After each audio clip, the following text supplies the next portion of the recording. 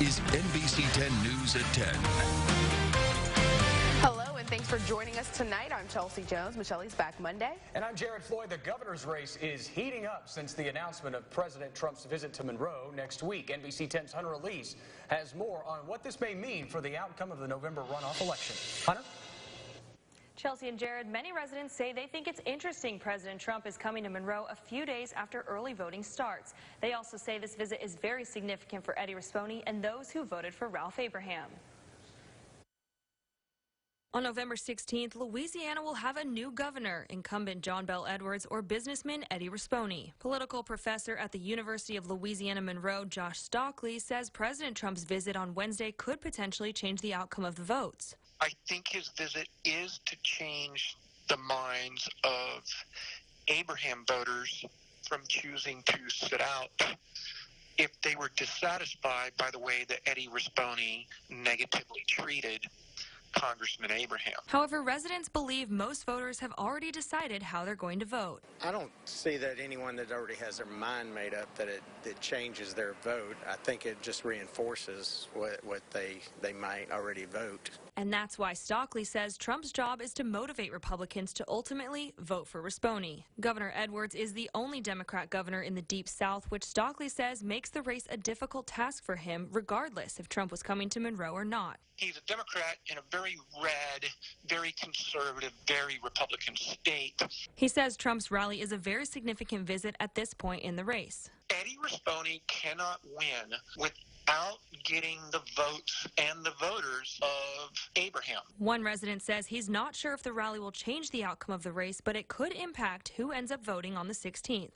At this point in time, too, people either love Trump or they hate Trump. So his presence, could have an impact on voter turnout. Yep. Early voting starts Saturday, November 2nd and runs through Saturday, November 9th. For a full list of early voting locations and other details, you can go to this story at myarclemis.com. In the studio, Hunter Elise, NBC 10, your local news leader. Thanks, Hunter. It's an area where several people have died after being hit by cars driving along the road. We're talking about Highway 165 in Richwood. But good news here, the town has secured funding to bring in street lights. However, they say they've run into another problem. It will cost approximately $25,000 a year to turn on the lights and maintain them. On the November 16th ballot, there will be a proposal for a flat rate that will require Richwood property owners to pay $25,000 a year for 9 years to cover that cost. Alderman Weisinger Cleveland says that's too expensive for those who are already on a fixed income or have multiple properties. I feel good about the lights. The lights are needed because, all the casuals and the deaths that didn't happen on the highway. And as soon as Richwood have to suffer the pain themselves, threatening to say, hey, I'm going to lose my land because I'm paying for some lights and extra money that I don't have. Back in January, a mother trying to cross the highway with her 3 kids was struck and killed on that road. And in 2018, there were at least 3 deaths within 2 months of each other. Too many inmates, not enough room. That's the situation at the Lincoln Parish Detention Center, but that's about to change. NBC 10's Isabel Albritton spoke to the warden on how he says the jail will become a moneymaker after that expansion is complete. Lincoln Parish is currently dealing with an inmate overflow. It forces them to send inmates to other parish jails. The warden says sending inmates elsewhere due to lack of space takes a big dip into the jail's budget. For the last few years, Ouachita Parish Corrections in Monroe has held the majority of our overflow inmates, and it's been costing us a lot of money, about $25,000 a month average. That's why the facility is working on a $2.8 million expansion. The 96-bed addition would make room for Lincoln Parish inmates and allow jails to make money off other parishes. That would actually generate close to $200,000 a year, which would make the majority of the payments on our new building. The balance would be borrowed from the U.S. Department of Agriculture. Although the construction costs are almost $900,000 more than the original estimated cost, Tootin says the jail surplus budget will cover it. So we're going to use some of that money to pay the difference between the bid and what the estimated cost was going to be. Only 2 more phases need to be approved before construction can begin. We're waiting on final approval from the USDA authorizing the loan. Once we get that, the police jury will vote to authorize the acceptance of the low bid that we already have. Construction could take about 8.5 months to finish if they have good weather. In Ruston, Isabel Albritton, NBC 10, your local news leader. Well, Chester Rosen, you're tonight's winner of our Jim Taylor dealership's $50 gas card. That's if you call before our newscast ends at 318-807-0900. Now, if you want to win some gasoline, register at one of the Jim Taylor dealerships or head to our website and click on the contest tab, and make sure you watch every weeknight during 10 at 10 on 10. Now, your local weather with Chief Meteorologist Jared Floyd. All right, let's look at the live storm tracker Doppler radar brought to you by E. Orem Young. And across the region, it has been a cold evening. Most spots already into the 30s, or not all spots. Some spots are in the 30s at the 10 o'clock hour. A few high clouds continuing to drift across the southern parishes, but that's about it. That's really all we've had to work with through the course of the afternoon. Across the rest of the region, high pressure continues to rule the forecast. We talked about it earlier, how a cold front can act kind of as a squeegee or as a windshield wiper in the atmosphere. Takes all the moisture and just sweeps it off to the east. So that leaves us with a lot of dry air in place. Another weak cold front will scour out whatever moisture we do have, which isn't much, and it'll pass through the area tomorrow. Northerly winds back in, dry air rushes behind it, and we're pretty much kind of done for the rest of the weekend in terms of drastic changes to the forecast. As I mentioned, there's a lot of the mid-level dry air that's in place, but Future Tracker shows with this next boundary moving into place tonight, notice the expansive dry air behind it, and that wraps into place as we head through the day on Saturday. What does that mean to us? In the low levels and the mid levels of the atmosphere, well, dry air, the less water there is in the atmosphere, it can cool down quickly at night and then warm up quickly in the afternoon. And it all really depends on surface winds, on what kind of direction you're going. And as high pressure moves eastward on Sunday, still dealing with quite a bit of dry air, winds return to the east and southeast.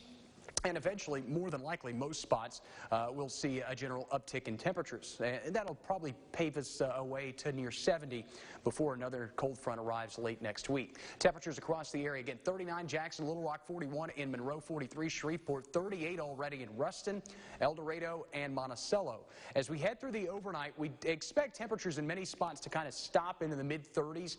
Dew point temperatures should kind of help us out there in some locations. Could still see the freezing mark in far north Louisiana and even into southern Arkansas.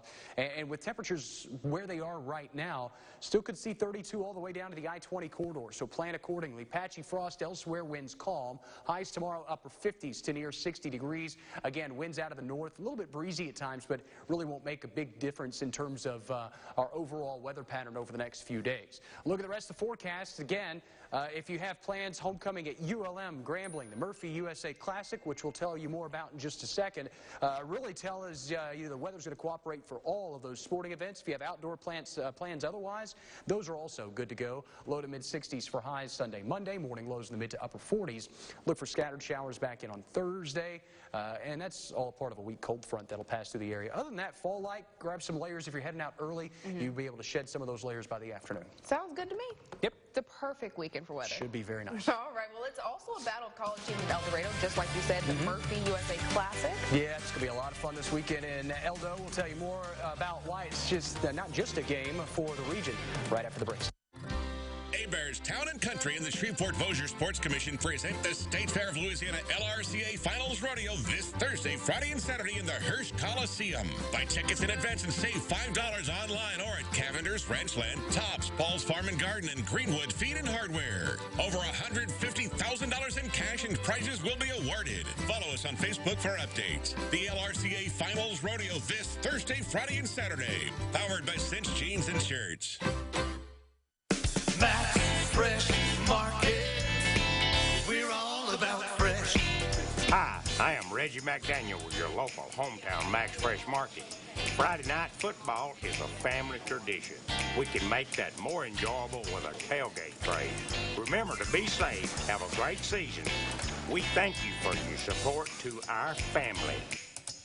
Max Fresh Market. We're all about fresh. Thanks to Governor Edwards expanding Medicaid, I didn't have to choose between getting cancer treatment or going bankrupt. Now I'm working full-time again and can afford private insurance. But his opponent's plan would take health care coverage away from hundreds of thousands of working people who need help just like I did. You may not have to vote like your life depends on it, but know that someone's does.